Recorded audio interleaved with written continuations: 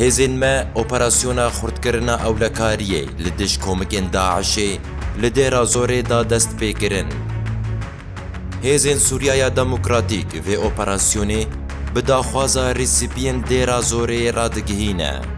Li gor wê, li herêma Dêra Zorê, êrişên terorane yên komikên veşartî yên Daişê li dij sivîl, rîspî û hêzên ewlekariyê zêde bûne. Lewra Hesedê bi piştgiriya esmaniya hevpeymana navdewletî vê operasyonê li Dêra Zorê dide destpêkirin û dê bavêje serkozik û cihên veşartî yên Daişê.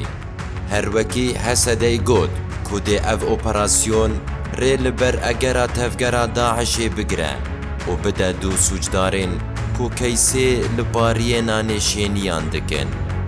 Girêdayî heman operasyonê 27 Tebaxê hêzên ewlekariyê rêyên ketin û derketina ji bajarê Hesekê girtin û Hesedê hêzeka mezin ber bi Dêra Zorê ve birê kir. Bi gotina Hesedê ev pêngavahan berdewamiya operasyonên li Reqqa û Cizîrê ye.